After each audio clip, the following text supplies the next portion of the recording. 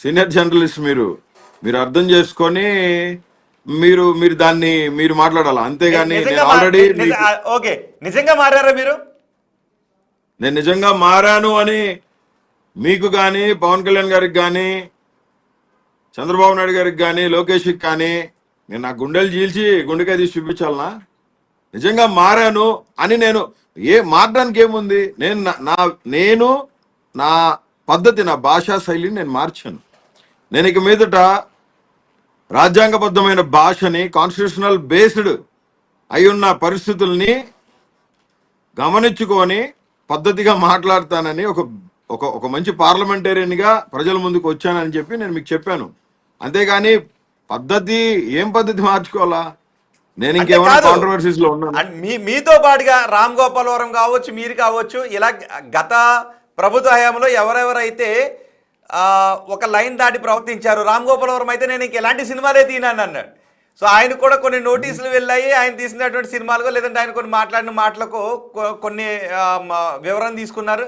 So అలాగే ఇప్పుడు మీరు ప్రభుత్వం మీ వైసీపీ కాదు కాబట్టి నేను మారాను అంటున్నారా? లేదు నిజంగానే గతంలో మీరు నేను వైసీపీ పార్టీలో లేనని మీకు మొన్న కూడా చెప్పాను. జగన్మోహన్ రెడ్డి ప్రియశిష్యుడిని, జగన్మోహన్ రెడ్డి వీరాభిమానిగానే ఉంటా, ఖచ్చితంగా ఉంటాను. అది ఎవరు చెప్పినా అది జరిగే పని కాదు. మీరు అంటున్నారు వైసీపీ కాదు అని, ఖచ్చితంగా రానున్న రోజుల్లో వైసీపీలో చేరతాం. అయితే ఒక మంచి నాయకుడిగా, భాషా శైలిని మార్చుకున్న ఒక మంచి సబ్జెక్ట్ ఉన్న ఒక మంచి నాయకుడిగా ఎదగాలని కోరుకుంటా ఉన్నాను. కాబట్టి ఖచ్చితంగా మార్పు ఖచ్చితంగా చూస్తారు జనం. ఎందుకంటే ఇవాళ ఎవరో ఏదో ఒకటి మాట్లాడేసి ఏదో కామెంట్ పెట్టేస్తే వాటిని చూసి మీరు చెప్పడం కాదు కదా. జనాలు కాబట్టి మనం జనాల అభిప్రాయాన్ని కూడా తీసుకుంటాం కాబట్టి ఓకే నేను మారాను మీరు అంటున్నారు. నిజం చెప్పండి, ఒక మాట చెప్పండి. ఆ మాటలని విన్నప్పుడు లేదంటే ఎక్కడో ఒక చోట సోషల్ మీడియాలో కనబడుతుంటుంటాయి, అవి చూసినప్పుడు మీకు నిజంగా బాధ అనిపిస్తుందా? అరే ఇలా మాట్లాడాను, నా మాటలు మళ్ళీ విన్నప్పుడు బాధ అనిపిస్తుందా? అంటే నేను మాట్లాడిందే మీకు తెలుసు, కానీ అది నేను ఎందుకు మాట్లాడానో దాని వెనక మమ్మల్ని ఎంతమంది మా అమ్మలక్కల్ని తిట్టారో, మా ఇంట్లో ఆడవాళ్ళని రోడ్ల మీదకి లాగుతామని చెప్పి అటాకులు చేసి ఆఫీసులు దాఖలు పెట్టారో అవన్నీ మీకు కనపడవా? రోహిత్ గారు, ఎవరో సీనియర్ జర్నలిస్ట్, ఒక ప్రశ్న మీరు అడిగే ముందు మేము ఎంత బాధపడ్డామో మా బాధే గుర్తుకు రావట్లా. మీరు మొన్న ఇంటర్వ్యూలో కూడా మీరు లా చేశారు మీకు కూడా ఒక దళితుడుగా నేను పడ్డ బాధ మీకు కనపడదు. నేను ఒక మాట పవన్ కళ్యాణ్ గాని, చంద్రబాబు నాయుడు గారు కానీ, లోకేష్ గారిని కానీ ఆ అన్న మాట ఏదో ఒకటి అన్న మాటలన్నీ తీసుకొచ్చి మీరు అంటే ఇప్పుడు నేను చెప్పాను మీకు, సార్ మార్పు వచ్చింది, I regret my self, never ever repeat a single word from my mouth అని చెప్పాను నేను మీకు. ఇప్పుడు అనిల్ కుమార్ గారు, ఇప్పుడు మీకు పవన్ కళ్యాణ్ ఎదురు పడితే ఏం చేస్తారు?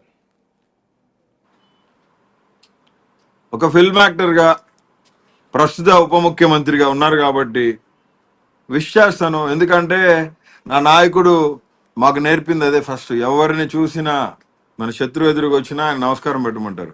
ఎందుకంటే ఆయన నమస్కారం పెడతారు. అలాగే జగన్మోహన్ రెడ్డి గారు, చంద్రబాబు నాయుడు గారు కనపడ్డా, ఉప ముఖ్యమంత్రి మన పవన్ కళ్యాణ్ గారు కనపడ్డా, మన మంత్రి లోకేష్ గారు కనపడ్డా, ఎవరు కనపడ్డా ఖచ్చితంగా నమస్కారం పెడతారు. ఆయన ఫాలో అవుతున్నాం కాబట్టి, ఆయన శిష్యుడిని కాబట్టి నేను ఖచ్చితంగా పవన్ కళ్యాణ్ మాట్లాడతాను కావచ్చు, పవన్ కళ్యాణ్ కావచ్చు, గతంలో అన్న మాటలకు సారీ చెప్తారా?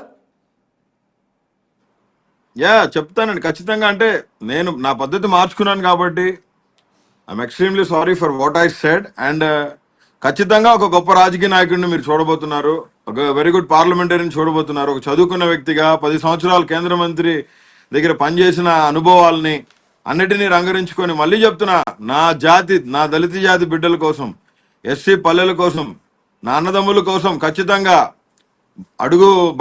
మన అంటే లైక్ పల్లెల్లో చాలా పేదరికం ఉంటుందండి. ఆ పేదరికాన్ని మనం తీసేయాలనేది నా ఆకాంక్ష. పల్లెల్లో అంటే నేను అనేది ఏంటంటే ప్రతి ఊరు బయట పెట్టారు పల్లెని, మాలపల్లిని కానీ మాదిగపల్లిని కానీ ఊరు బయట పెట్టారు.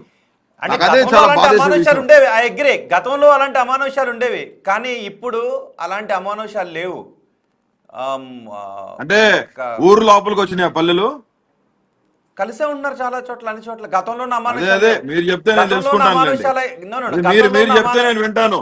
అదే నేను ఒక దళితుడిగా చెప్తున్నా, మాది మాలపల్లె ఒక ఊర్లో. మా పల్లె కూడా ఊరికి బయటే ఉంది. ఊరికి మా పల్లెకి 10 ఎకరాల పొలం అడ్డం ఉంటది.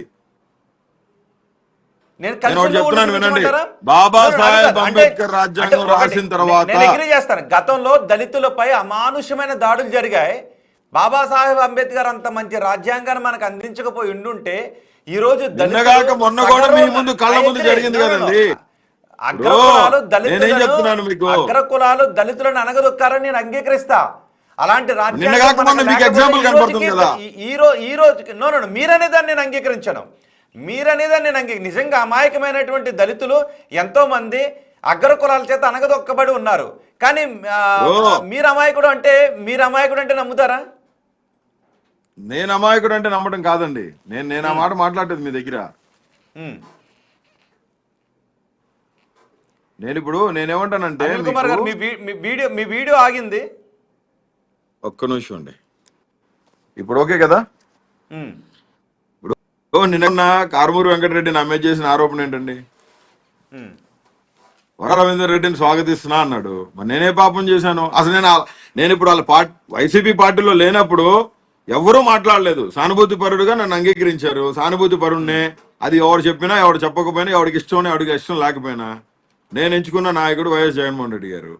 ఇప్పుడు కారుమూరి వెంకటరెడ్డి అనే అతను ఒక అధికార ప్రతినిధిగా ఉండి ఆయన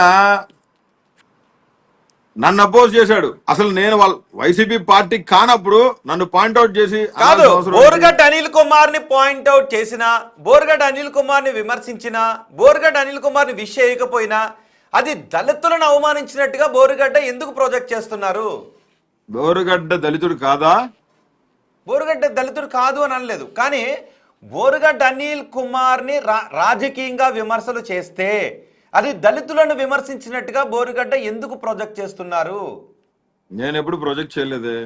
ఇప్పుడు కూడా మీరు అదే కదా అన్నారు. నేను కూడా ఒక దళితుడిని కాబట్టి నేను వ్యవస్థ ఎలా ఉంది, ఎలా పనిచేసింది, ఇప్పటికీ ఎస్సీలకి అంటే ఎస్సీలు అంటే కొద్ది గొప్ప చులకన భావన ప్రభుత్వాలు ఉన్నాయి. ఎస్సీలకి పెద్దపేట వేసిన ప్రభుత్వం కూడా ఉంది. నేను ఆ విషయం మాట్లాడట్లా. ఇప్పుడు నేను సమాజంలో నేను వ్యక్తిగత కాదు మరి అనంతబాబు డ్రైవర్ ని చంపేసింది ఎవరిని? ఆ ఇష్యూ ఏదో ఉంది కదా, ఎవరిని? ఎవరు ప్రభుత్వంలో ఆ డ్రైవర్? అనంతబాబు డ్రైవర్ ని చంపేశాడని కోర్టు పరిధిలో సబ్జెక్ట్. అది కోర్టు పరిధిలో ఏదైనా మనం ఎందుకు మాట్లాడాలి? ఇప్పుడు అనంతబాబు చంపాడా లేదా అనేది కోర్టు తేల్స్తుంది. అది మీరు కానీ నేను కానీ తేల్చే సబ్జెక్ట్ కాదు. And I'm no way concern with that. నేనేమో మాట్లాడుతున్నానంటే నా వ్యక్తిగత హననం జరిగింది. ఉచ్చపోసారు నా మీద ఎందుకు ఉచ్చపోయాలి రోహిత్? నేనేంది అంటే అందరినీ అలాగే ట్రీట్ చేస్తున్నారా? చాలా మంది కాపుల్ని, చాలా మంది రెడ్లని, చాలా మంది చౌదరీస్ ని అరెస్ట్ చేశారు. వాళ్ళు అలాగే ట్రీట్ చేశారా? వాళ్ళని శ్రీకాకుళం నుంచి అనంతపురం దాకా తిప్పారా? ఓకే, అది నిజమైతే మీరు ఖచ్చితంగా న్యాయ పోరాటం చేయొచ్చు. సాక్ష్యాలు ఉన్నాయన్నారు. మెడికల్ కౌన్సిల్ ఆఫ్ ఇండియా ఇచ్చినటువంటి రిపోర్ట్ కూడా ఉందని అన్నారు మీరు. సో మీరు దాన్ని బట్టి న్యాయ పోరాటం చేయొచ్చు. ఇంకా మీరు డిస్ప్లే చేయండి. మీకు ఎయిమ్స్ రిపోర్ట్స్ అన్ని పెట్టాను, ఎమ్మెల్సీ చేయించుకుని పెట్టాను, professor urology professor, ortho professor వాళ్ళు ఇచ్చిన సర్టిఫికేట్స్ మొత్తం పెట్టాను నేను మీకు. నేను ట్రీట్మెంట్ లో ఉన్నాను. ఆర్థోపెడిక్ ప్రొఫెషనల్స్ నాకు ట్రీట్మెంట్ చేస్తున్నారు. యూరాలజీ కన్సర్న్ లో ఉన్నాను. నాకు ఆల్మోస్ట్ నియర్లీ నాకు ఒక 1-2 months సర్జరీ కూడా ఉండొచ్చు యూరాలజీకి సంబంధించింది. ఓకే, మీరు దానిపై న్యాయ పోరాటం చేయొచ్చు. ఖచ్చితంగా మీరు ఆ సాక్ష్యాలని ప్రొడ్యూస్ చేసి ఎవరైతే పోలీసులు చట్టోల్లంఘన చేశారని అంటూ ఉన్నారో మీరు న్యాయ పోరాటం చేయొచ్చు. అది కూడా కోర్టులో తేలేటటువంటి అంశమే.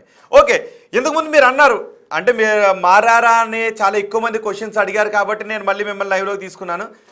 స్ట్రైట్ అవే ఇప్పుడు మీ ముందు పవన్ కళ్యాణే కనబడితే పవన్ కళ్యాణ్తోనే మాట్లాడుతున్నట్టుగా అనుకుంటే ఏ మాట్లాడగలుగుతారా చెప్తారా? ఇప్పుడు మీ ముందే పవన్ కళ్యాణ్ ఉన్నారు, లేదంటే మీ ముందే నారా లోకేష్ ఉన్నారు. ఖచ్చితంగా విష్ చేస్తానండి. ఎందుకంటే ఈరోజు ఆంధ్ర రాష్ట్రానికి ఒకళ్ళు ఉప ముఖ్యమంత్రి వర్యులు, ఒకళ్ళు ముఖ్యమంత్రి వర్యులు. సారీ, లోకేష్ గారు ముఖ్యమంత్రి కదా, అది మంత్రివర్యులు. చంద్రబాబు నాయుడు గారు కనపడ్డా, లోకేష్ కనపడ్డా, పవన్ కళ్యాణ్ గారు కనపడ్డా, ఎవరు కనపడ్డా ముగ్గురు they are ministers and constitutional body heads వాళ్ళు. కాబట్టి ఖచ్చితంగా విష్ చేస్తాం. ఎందుకు మాకు రాజకీయ కుపాలు పోసి బయటికి తీసుకొచ్చిన వ్యక్తి రాజకీయంగా ఆయన బాటలో నడుస్తాం కాబట్టి ఖచ్చితంగా ఆయన గౌరవప్రదంగానే అందరినీ ఈ రోజు విష్ చేస్తారు కాబట్టి మేము కూడా విష్ చేస్తాం. మాకు నేర్పించింది కూడా అదే. చెప్పాను కదండి, ఒక కొత్త రాజకీయ నాయకుడిని చూస్తారు. పవన్ కళ్యాణ్ గారు కనపడ్డారు ఇప్పుడు. అంటే పవన్ ఏంటి కళ్యాణ్ గారు సారీ అంటే ఎదురుగారు ఓకే చెప్పండి చెప్పండి. మీరు ఇందా నుంచి ఓ పవన్ కళ్యాణ్ ప్రైజ్ చేస్తున్నారు. మేబీ నేను మీరు పవన్ మీరు కళ్యాణ్ ఆయన గారికి కులమై ఉంటారు, లేదంటే మీరు ఆయన అభిమానం అయి ఉండొచ్చు. నాకు కుల ఖచ్చితంగా నాకు నాకు కులపరమైనటువంటి అభిమానాలు దురభిమానాలు ఏమీ లేవు. నేను జర్నలిస్ట్. ఇప్పటికి 10 సార్లు మాట్లాడారు, మీరు 10 సార్లు ఉచ్చరించారు. నిన్న మీతో జగన్మోహన్ రెడ్డి గారి ఆరోపణలు అవే బర్త్డే, కదా. మీరు నిన్న జగన్మోహన్ రెడ్డి గారి పుట్టినరోజు. కనీసం పవన్ మీరు నిన్న కళ్యాణ్ జగన్మోహన్ రెడ్డి గారి బర్త్డే మీరు విష్ చేశారని ఒక్క మాట అనలేదు. మీ ఛానల్ నుంచి విషెస్ చెప్పారా? మీరు మాజీ ముఖ్యమంత్రి వాళ్ళకి మీరు విషెస్ చెప్పారా? మీరు ఎక్కడ చేశారు? మీరు నేను చెప్తున్నాను, జగన్ అన్న ఐ లవ్ యూ, జగన్ అన్న I love you always, Jagan అన్న I love you always, Jagan అన్న. అన్నా, నీ ప్రియ శిష్యుడు బోరుగడ్డ అనిల్ కుమార్ సైడ్ నుంచి I wish you all the best. My living God bless you like a king David always. God be with you అన్న. God of mighty angel armies protect you and provide you everything that riches in his glory. God bless you once again, Jagananna. Belated wishes. Okay, Jaganmohan Reddy ఆయన జీవితంలో ఎన్నో ఉన్నత శిఖరాలను అధిరోహించాలి అని నిన్న ఆయన పుట్టినరోజు సందర్భంగా మేము కూడా కోరుకున్నాం. కానీ ఇక్కడ ఈ వివాదం ఎక్కడొచ్చింది అంటే, మీరు గత ప్రభుత్వ హయాంలో ఎవరిని తిట్టారు? పవన్ కళ్యాణ్ని అనరాని మాట్లాడినారు, నారా లోకేష్ని అనరాని మాట్లాడినారు, టీడీపీని అందరూ తిట్టారు. కాబట్టి వివాదం దాని చుట్టూ తిరుగుతుంది. కాబట్టి నారా లోకేష్ గురించి, పవన్ కళ్యాణ్ గురించి మాట్లాడుకుంటాం. ఓకే, పవన్ కళ్యాణ్ గారు మర్చిపోయి ఉండొచ్చు. పవన్ కళ్యాణ్ గారు మర్చిపోయి ఉండొచ్చు. పవన్ కళ్యాణ్ గారు మర్చిపోయి ఉండొచ్చు. లోకేష్ గారు మర్చిపోయి ఉండొచ్చు. మన చంద్రబాబు నాయుడు గారు, ఎందుకంటే 22 కేసులు పెట్టి, నానా చిత్రహింసలు పెట్టి, మనిషికి ఏవేవి వ్యక్తిగత హననాలు కాకూడదు ఆ వ్యక్తిగత హననాలన్నీ చేసి ఉచ్చగొడ పోపించి వాళ్ళు ఏదో ట్రై చేశారు. ఓకే, దేవుడు చూసుకుంటాడు అన్ని